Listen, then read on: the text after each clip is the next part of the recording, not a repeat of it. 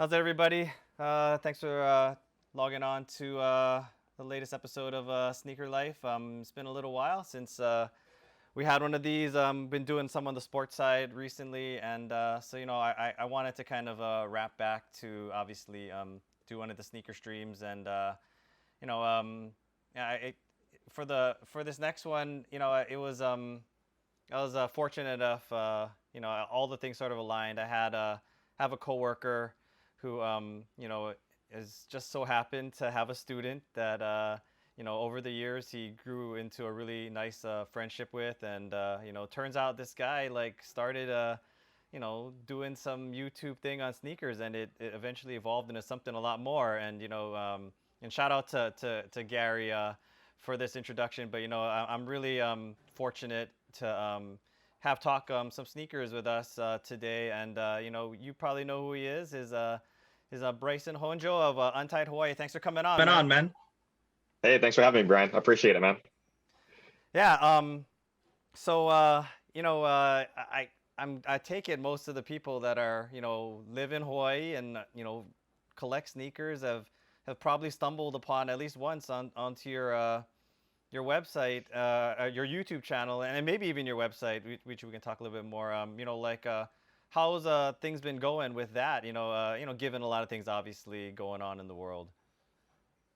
Yeah, no, so the YouTube thing, it's actually been going pretty well still. It's an interesting thing because when everything kind of happened with like the lockdowns and COVID and stuff, I think that was February of last year, right? Mm. YouTube actually was like they kind of took a lot of like their targeted like ads and stuff off of YouTube. So monetarily, it was like a decline, right, when COVID hit. But in terms of like views and stuff, it was like all at an all-time highs because more people are at home, more people are watching videos and Mm. stuff. So it was kind of like a mixed reception. But overall, I mean, things have been good. I just switched to YouTube full time actually last year as well. So it kind of worked out perfect because COVID hit and I would have had to stay home anyway. So I was like, oh, that worked out.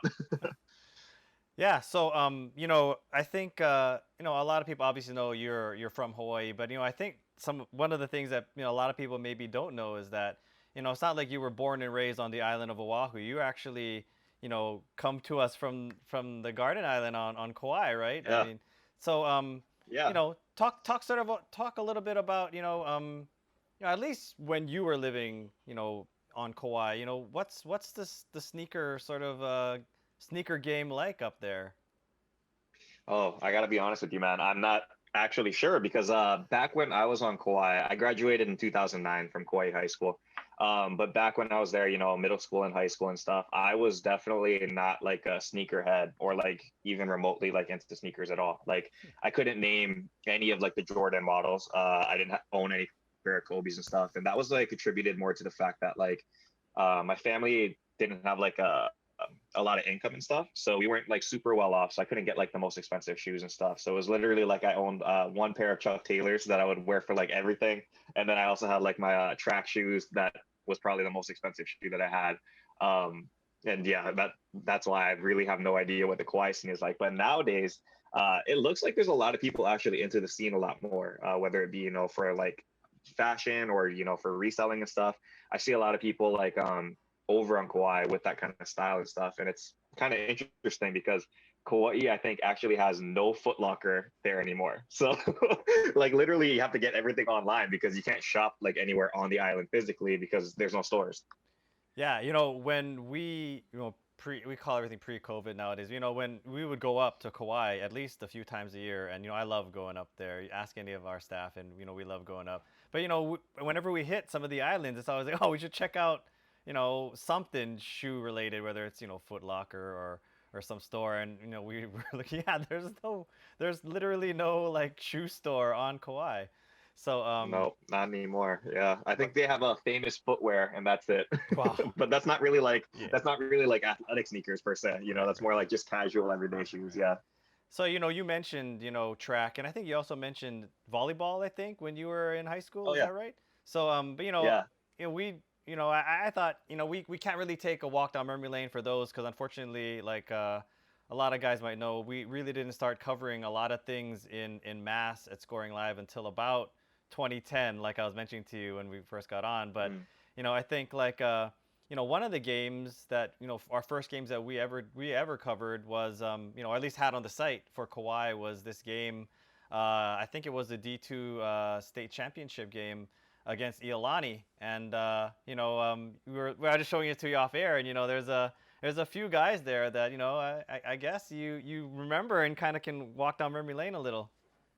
Yeah, for sure. Like Trey Shimabukuro, the quarterback, I know he was really good. Like I think the year before that when I graduated, I'm not sure if he was starting or QB1 yet, but I know he was there and he was, obviously really good, good dual athlete as well. And I see I think that's Paleku Usai, the running Yeah, back, yeah, uh-huh. right? Yeah. He didn't have that good of a game, it looks like. No, no, no. Rushing wise, it looks like we kind of were destroyed over there. But yeah, it's kind of cool to see like I think Tarantani's over there as a number one receiver. Yeah. But yeah, Kauai's a pretty small island, so even though I graduated 1 year ahead, I knew a lot of the younger guys that graduated in 2010 or 2011 even too. So it's kind of cool, like in the sports world, like even like outside of your own school, you kind of know like the athletes of also Waimea and Kapa'a because there's only Yeah. 3 high schools. So yeah. Yeah, and like we're talking about too. Obviously, especially in that time span, obviously, some good talent on the baseball side, and a bunch of state championships. I think Kauai two and Waimea one in that time span. So yeah, obviously, it's something over the years I've obviously gone, a bunch more to not only Kauai but also to Maui and the Big Island. It's great to see. Athletes, doing their thing. It's not only Oahu, and I guess the same could be said. Even though you didn't find that passion for sneakers until after you ultimately left the island. It's still cool Mm. to see the someone with Kauai roots that is doing his thing with sneakers and talking about that. So let's talk about your YouTube channel. So it obviously didn't happen overnight, but here you are, There it is. 268,000 subscribers. Talk about sort of Yeah. about the, I guess it must have been a little bit of blood, sweat, and tears to kind of get to where you are now. Talk about what this whole process has been. So I think we started back at like the end of 2016.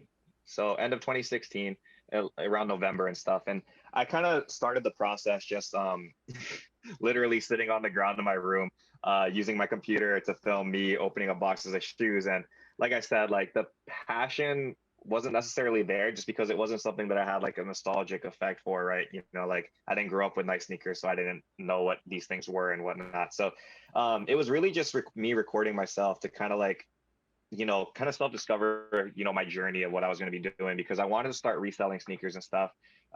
Because as living in Hawaii, cost of living is very expensive here. So I was just trying to find a way I can make a couple extra bucks here and there. And finding out that you can like resell sneakers and stuff, it was, it actually can get you a good amount of money. So that's kind of how it started. And then I That think in a fragments year right after a there, though. year, yeah, I know. I'm looking at it in the background. It's so weird watching myself like Yeah, unboxing this yeah, stuff. yeah, yeah. But yeah, that was a cool one. But yeah, it's I think it took me about a year to get like my first 1,000 subscribers. So it really was like a grind, like you were saying, where it didn't happen overnight at all. It took quite a long time, and it was never something that I was trying like actively to grow because I never had like intentions of becoming a quote unquote YouTuber. It was just something that I was doing for fun while I was reselling the shoes and whatnot. So yeah, I think at year two, that's when we kind of like started to see a lot more traction, and then by year three, we ended up hitting like 100,000 subscribers, and it kind of keeps snowballing from there. Where's like the most remote or interesting subscriber that you're aware of in terms of locality? Oh, I'm not sure about the most remote. I've seen people from all over though, like Australia, Philippines, like Denmark, just all places all over Europe, Russia. Yeah, so I'm not sure if there's like the most remote. I'd have to really like deep dive and Or look into it. interesting, But I guess. there's a lot of, I mean, anywhere outside of Hawaii, I think is personally like pretty interesting. Um, one of the cool things, since we're talking about Hawaii and whatnot, and this is a Hawaii, show. My thought was always, people in Hawaii would watch us because I had Hawaii in the name. So when you're searching on YouTube, Hawaii something, maybe my name will pop up. So I'm like, okay, my audience will be primarily from here. But after a point, it got, I guess, like I was saying, snowball effect. It got so big that I think Hawaii is just a very, very small percentage of the people that are actually watching. Like the biggest populations of people are usually like in California or in New York, Texas, but Hawaii is, I think, I can see the stats, like 4 or 5% of the viewers, which is relatively small considering, we're Hawaii based. So yeah, I thought that was kind of cool. Yeah, that is cool, and I think that's sort of testament to like sneakers. It isn't gonna discriminate. Just that's from people from Yeah. Hawaii. They don't know anything about sneakers. It's like if you build content, and you build content that's relevant and interesting, and obviously very expressive. Yeah, for I sure. think that definitely has and it doesn't hurt that you have like a pretty interesting $10,000 box, for example, that you bust out. And speaking of that, you can't Yeah. hear the audio, but I would be remiss to not go and play this clip for people. If you haven't seen this episode of the $10,000 box, make sure you check it out, because this clip to me was like worth like the price of admission. And you know Boom, dude. Look at that. Oh, Look at that. no. Oh my goodness. Here it is, guys. Yeah, A man. pair Yeah, of that was Nike definitely a SB surprise. Dunk Definitely a Canary boys. surprise. This if you listen, like there's a pause right here, and I could tell no right here. I'm like, freaking way. This even is when you put crazy. it out, So I'm like, size 10.5 again, But my size, and this thing is see, fire. You I guys don't know, know what it like is for this. that really like took me for a loop, man. Like Nike SB I Dunk right Low after this Canary. video was filmed, I had to Definitely like a nice literally like stop the camera and go and grab my own pair and stuff because I was like something is off here. So spoiler alert, that's actually like a custom pair of I think they're going for like $4 or $5,000 now. So it's a custom pair of that. So it comes down to like maybe like $300 or $400. So still expensive, but not anywhere close to what the real pair would be. yeah, So yeah. yeah, that was interesting. Yeah, and but my takeaway was, at least it wasn't like a Warren Lotus or something where it was like Oh yeah, unauthorized or whatever. It was like what I'm guessing, it must have been a legit white diamond or something, and they yeah, repainted it or something, which is kind of yeah. And honestly, whoever the custom guy was did a pretty good job. Like from far away and stuff, there's no way you can tell the difference. It was a very, very well done job. And even when I was like, in hand, I felt like it was off, but it's still kind of like, I had to like actually check to make sure. Yeah. yeah. So I just thought it was a hilarious moment. It's sort of a moment like if. And it was great too, because you really stayed in character on that whole thing. But I really thought it was great that you went the extra mile and kind of left that in there, and then talked about it. So yeah, definitely check that out. And not only that, but obviously he does. Bryson has some great unboxings and other things that I wish I could take the leap on some of those. And I've thought about it over the last couple of years, with NetMag and stuff, and some of those guys, Hmm. seeing that stuff, you can really kind of score some good stuff. And obviously, you're not pulling any fast ones, so it's got to be a legit box. And to think like you can get that kind of stuff, it's these guys aren't fooling around. And it's definitely can pick up some cool stuff. And just to see how many was in your size too is crazy. But Yeah, that yeah. one anyway. I mean, my suggestion, if you do want to get into it, it's a really like, fun endeavor. You get to see a lot of sneakers and yourself being a sneakerhead. It's just a really cool experience. And I think that's the great part. But in terms of like a financial standing, the boxes can make you a lot of money. But fortunately now I'm like in a good situation where we have like a lot of people watching, right? So I can actually sell things on my own website. But for like the average, like, sneaker reseller and stuff, you have to use apps and stuff. And that's where you start to take hits like monetarily from fees, from like different just costs and stuff. So it really is a grind. Like people watch what I do and they think, okay, like I could just buy these boxes and it's automatic money. Like when I was first starting out, it was really, really tough to find like buyers and stuff. I had to sell on eBay, Goat, StockX, like everything, like local sneaker deals and stuff too. And it took a lot of time. So it's not as easy as that. I guess it makes it look on screen. Yeah, and if you haven't checked out his website, obviously, he's branched out Oh man, to, you're already over here. his website as well, and a lot of stuff on there. Obviously, definitely, those Sakais are definitely interesting, Oh, and and there's those fragments. Those are the yep, fragments we are just talking about. Yeah, yeah. yep, those frags there, and yeah, he's got I think that's definitely hats off, for sure to you for getting it to the point where you're able to do a lot of these things, and I'm sure my wife would be very unhappy if I ended up really getting boxes and boxes of stuff coming in and stuff, but it might be kind of cool, but Well, yeah. if you pass it off as that you're trying to make money, then maybe she'll be more Yeah. aligned with Yeah. that. Well, thankfully, I have, done okay on some things, like, I think the most recent one was early access for a Off-White Air Jordan 5, No way. the sales, and Wow. I picked them up, Congrats. and, I was able to flip those for, kind of a nice number, and, that you Yeah, can't complain, if that not at all. happens. And so, that sort of validates some of the stuff, but not all of it. But, um, For sure. but speaking of stacked boxes, I think it wouldn't be an episode of Sneaker Life here if we didn't, try and take a look at, some of the collection, and, maybe some interesting or notable pairs in your collection. So yeah, maybe you can bust out a few and sort of tell us some story behind it, or something interesting about them. Sure.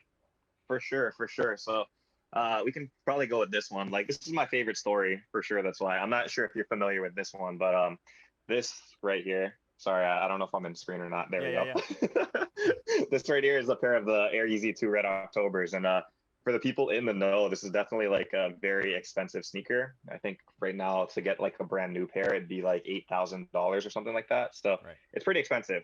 But thankfully, like, and I would never pay that amount of money for this. That's insane amounts of money.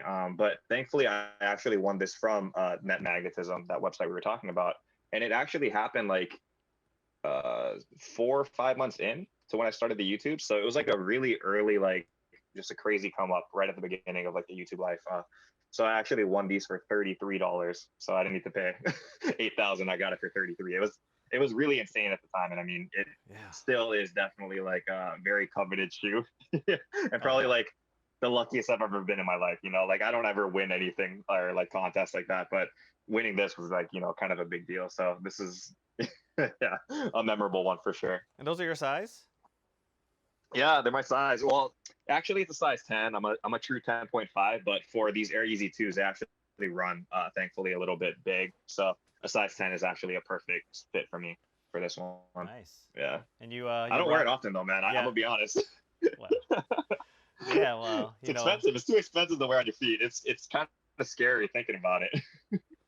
Yeah, yeah. I mean, when those Red Octobers hit, I think like I don't want to say it was like the true peak of the Yeezy sort of craziness, especially during his Nike sort of Nike phase, if you want to call it that. But Right. Between Blinks and those other, a lot of the other colorways, I mean, he just couldn't miss at Nike, and it sort of carried over at least in the beginning with Adidas, but maybe a little oversaturated now. I'm not sure necessarily what your take is, but definitely.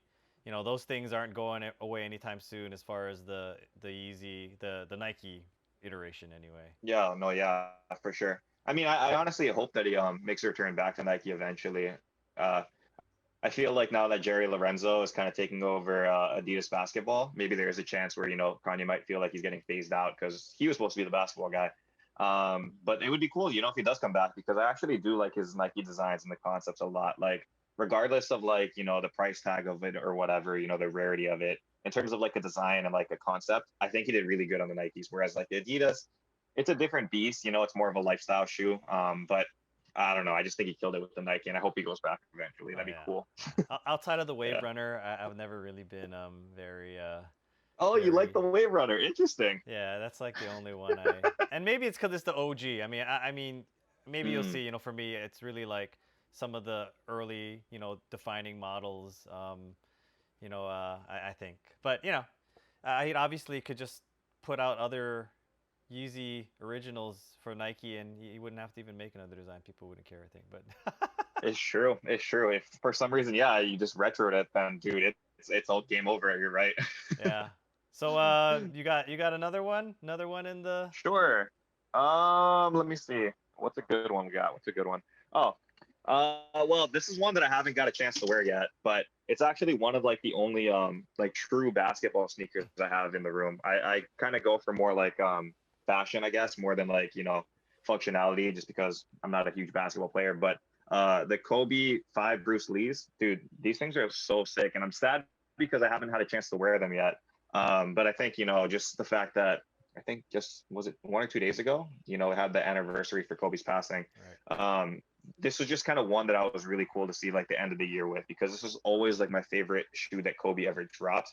But I didn't want to buy the one that was like, I think, released back in 2011 or whatnot, just because it's too old at that point. Yep. Yep. And yeah, it might fall apart. So when they retro this, I was like, that is awesome. Had to get it. And yeah, this is definitely one that I really love, and I can't wait to wear it. It's like just waiting for like COVID and stuff to kind of end, so I could bring this to the gym and whatnot, and take this for a ride. So this is a good one right here. Yeah, the Bruce Lees, I in one way I was happy to see them retro, and another way I was kind of sad. But I was happy in the sense that like my Chaos Fives from the originals, they just like fell apart, and like Yeah.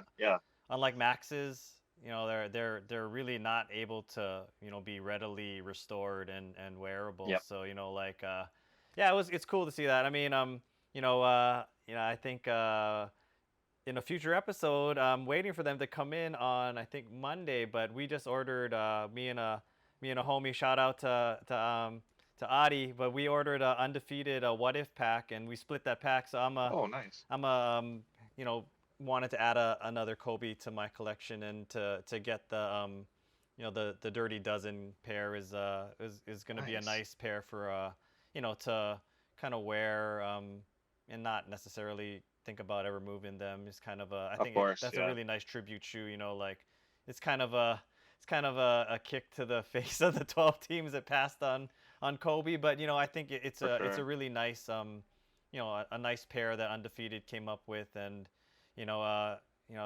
amazingly, this one shipped faster than it ever would from Undefeated. But shout out to Undefeated for maybe helping us out with that ship in the future. Awesome. I don't know if you have any experiences with Undefeated, but yeah, like Uh, it's yeah. So yeah, definitely Kobe. Those pairs have been ones that I've been trying to keep, but a lot of them just they fall out because they fall apart. exactly. Um, Yeah. but oh, right on, a Kobe. Well, yeah, I wasn't really expecting that. Obviously, one of the models, I guess, the hot models, at least from the past, a year, and doesn't look like it's really fading out, is the Nike Dunk, particularly the Dunk Low. Um, Hmm. what's your I saw some of the videos and stuff, but like you got any you got one in particular that you got Sure, sure. okay, I think I know okay. what I think you're leading me for that one. I got it. So that would be this guy right over here. So we were talking about it earlier, right? This is actually the real version of the Canary Dunks. But yeah, this is the shoe that I actually proposed to my now wife in. So definitely a lot of like sentimental value for me. And even like just beyond just that proposal shoe, this like was the first shoe that I was like literally trying to travel to get. Like I knew that it was going to release in Complex Con. And that was like the first event I ever went to. I brought the camera, did all of that stuff, and they had like the riots or whatever, quote unquote riots. There was no riot. But yeah, I think it was all PR stunts. But yeah, it was one that I really wanted, and I love the color yellow. So it just this kind of shoe just, I don't know. It's one that I'm never gonna get rid of. Even if it falls apart and whatnot, I'm just gonna have it somewhere. But yeah, I wear it sparingly just because I want it to last for as long as possible. But thankfully, I think at least for now, there's no separation or anything, so it should be good. But yeah, really awesome one over here. Yeah, well, those are on the newer side. I don't think you really have to worry too much about those going forward. Hopefully, yeah. But yeah, I mean, since I was hoping you'd probably share that one. I figured a lot of guys know that I'm a dunk guy myself, and Oh yeah. I thought it's definitely not as valuable or as but I guess it is nowadays kind of hype and definitely has some value. But I have a story behind it. Is this shoe right here, Oh, the the Jedi's. SB Jedi. Yeah, and there's that yellow, obviously. I think like that was like, I love it. when I first came across these. At the time, I think in the early days, like kind of near the time the shoe was released, obviously they were hard to get, and Yeah. but there was a time period where dunks basically fell off the face of the earth, and it was during that time that I was able to find these, and I think I got them for like $50. So Wow, dude, that's a come up. yeah, so you know uh, Awesome. it's just crazy, like you get like pairs of when you like, I think and maybe you definitely can maybe attest to that too. But I think if you're a collector and a true collector, you're not gonna collect for hype. Like you'll definitely collect Yep. stuff that you like, and it isn't Right. always because it's valuable. And you know what though, like if you buy the right stuff and it's stuff that you like, over time some of that stuff's gonna you're gonna be surprised. Like when I first picked up like pairs like the Jedi or Stussy Cherry, some of those, it Ooh. was like you know 50, 60, $70 Kicks Hawaii or Biotech, and you know they weren't worth much. And now you fast forward, and it took probably this guy Travis Scott to kind of make that happen. But you know Yeah. now they're that pair is probably worth like 10 times like what I paid, maybe. And that's Yeah. that's Yeah. crazy. So I think if It that's is. any takeaway, right, it's, I think, if you buy what you like and not necessarily buy what you think is necessarily on that hype train. I think sometimes it'll pay off both ways, right? You're not gonna like buy something that bricks over time and you'll have no use for it, but also it's stuff that you like, so you'll definitely be willing to wear some of that stuff, right? I would Right. think. And I mean, that's exactly like a really great point, and kind of like to go back and talk about Kobe a little bit. Like, for the people that collected Kobe's and stuff, it was kind of the same thing where Kobe's were readily available. They weren't going for like a lot of money. But right after his passing, everybody wanted a pair of Kobe's, right? So it became scarce. Everybody like shot up the prices and stuff. But for the people that really were Kobe fans and they just wanted to wear the shoes to like ball in, or just they're their favorite shoes, it paid off for them because they didn't need to go and spend all of that money to get that shoe. So that's that's really cool. And yeah, I think fashion and like sneakers especially are like cyclical. So I do think like eventually like everything will come back into style eventually. I mean, dunk craze was highest around early 2000s, mid 2000s, and it took about 15 years, like you said, for it to come back in full force. I'm saying this, but I'm not entirely sure if it will happen. But I do think there will be a point where Yeezys actually will kind of hit that same thing. I'm not sure when, but like all the Yeezys that people are like, just, oh, it's whatever right now. There will be a point where they're super coveted. That's my thinking, at least. So everything does come around eventually. Yeah, I mean, I'm hoping that it really kind of bottoms out more so I can like sneak a Wave Runner in for like Yeah, a really nice price and then just hold on to it and wait for that to happen. I mean, but I think it will. Yeah. it's just, we'll see what happens. But Mhm. yeah, you got anything else you can show like that, maybe something that is not like necessarily new or known, but it's like really something that you value in your collection or something I like got that. one. I got one of those. I got one of those. That's probably this one right here. And I mean, it's perfect. It's a good last shoe, I guess, to show for this one. This is a pair of the Hawaii dunks, the Kicks Hawaii dunks. So definitely like one that's not, even with the dunk craze and stuff coming back, like it's not super, super expensive still. Um, like compared to some of the other dunks, but like to have like a Hawaii shoe that was made especially for Hawaii, I just think that's like so cool.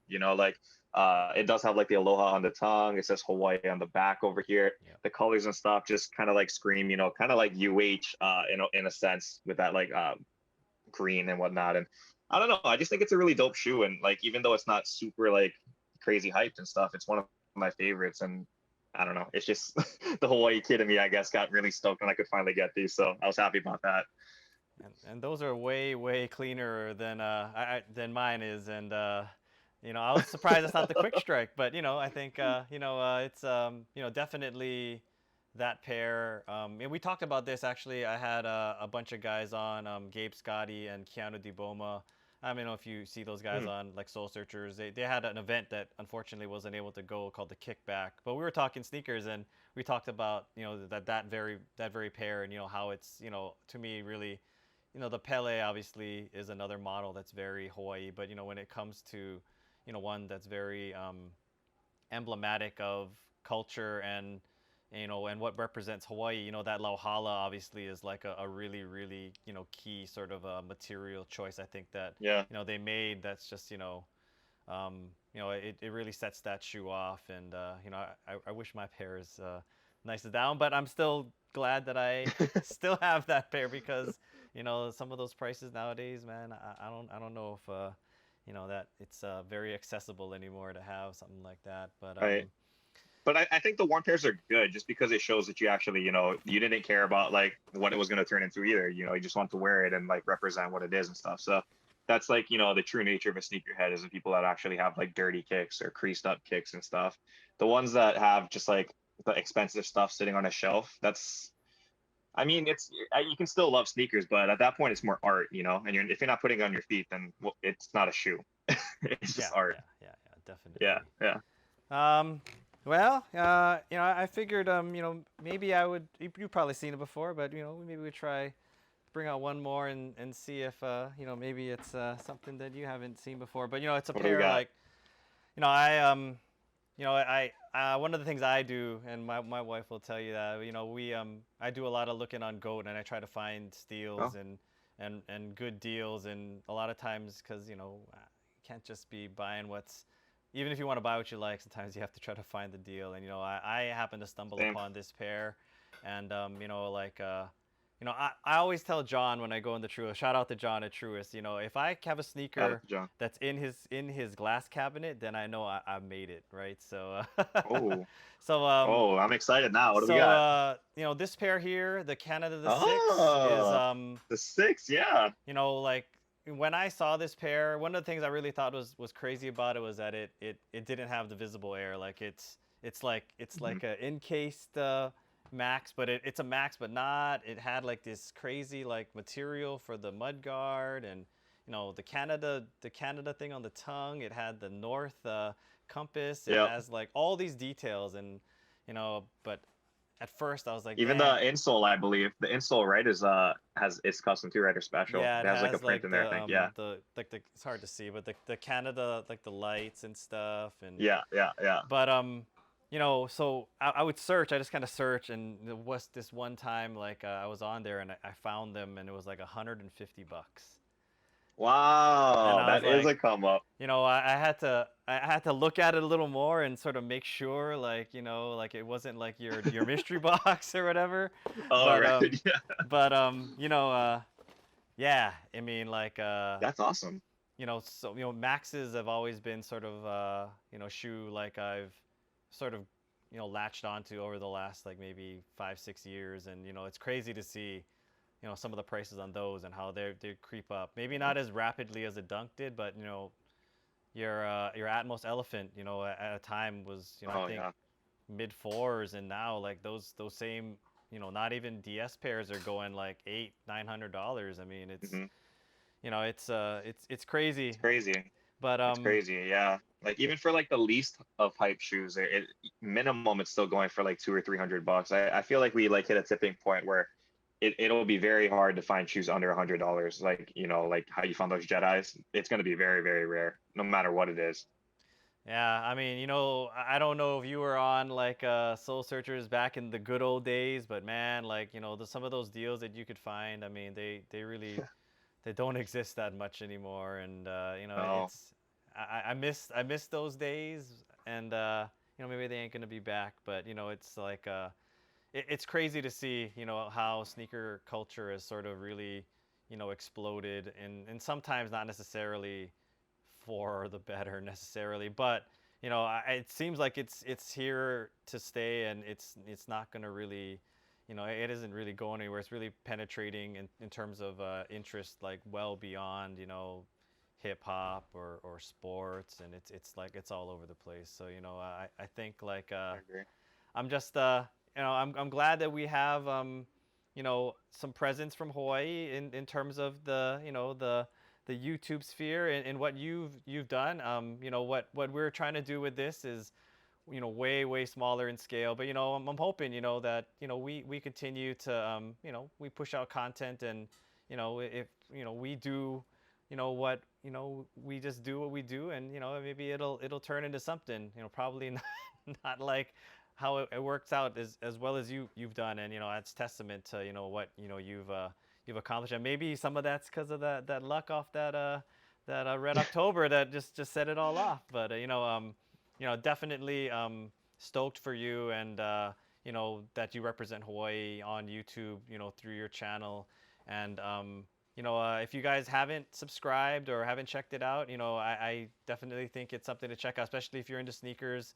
I think he also, Bryson does a lot of kind of, little tutorials here and there, and some commentary about stuff, and and even check out that we talked about net magnetism. Check out that talk he had with Starwood. I think it's great to see what he did, and obviously what he did far exceeds like a lot of what I think people really thought was feasible with sneakers. But it just goes to show it just takes a vision, and and some hard work. So definitely appreciate you taking some time to come on here and talk some sneakers, and we gotta have you on maybe a little later on. Maybe we should do an unboxing or something. That'd be kind of cool. That'd be fun. But yeah, no, I really appreciate it though, man. I thank you guys a lot for what you guys are doing too, and just to be a presence in the high school sports realm, and just having that presence in Hawaii, I think it's very, very important. And the fact that you guys are trying to expand outside, or well, at least get outside of the box a little bit because of COVID and stuff. I really love that, like the forward thinking of everything, like the quality of your guys' show and stuff. You got all the different camera setups, the smooth transitions. I love it, man. You guys are doing a great job. So I hope to see it continue to do well. And if you guys will have me back, for sure I'll come back on anytime. Oh yeah, man. I'd love to have you back on, and maybe even we can talk about trying to tie in something, maybe once a month or something. But I think it'd be great to kind of continue to introduce especially the athletes. I think it's kind of cool to see the some of that culture outside of necessarily what they do on the court. And I think sneakers obviously for a lot of them it factors in, and so I think it's great that there's people in Hawaii that are trying to get into that and promote that culture, and like I said, represent Hawaii. So thanks again for coming on, and Thank you so much. look I forward to appreciate it. seeing more of your content. Hopefully not too many Sounds good, more man. custom one-offs, but Hopefully not. I thought that was so classic though. But anyway, man, appreciate your coming on, and yeah, look forward to you got any shout outs for anybody before we head out? Not really that I can think of on the spot right now, man. I'm just very appreciative that you guys had me on. I guess shout out to Gary again, for linking us up. It was just really nice talking to you, and kind of like learning more about what you guys do, and just hearing about your own sneaker stories and whatnot. It was a good experience. I appreciate it a lot. All right, man. Well, hey, everybody, thanks for tuning into the stream, and hopefully we'll I don't know, whoever is going to be next is a tough act to follow, but we'll see what we can do. But on behalf of Bryson, make sure you check out his channel, and we'll look forward to seeing you guys on the next stream. Okay, thanks, guys. Thanks. Shoots.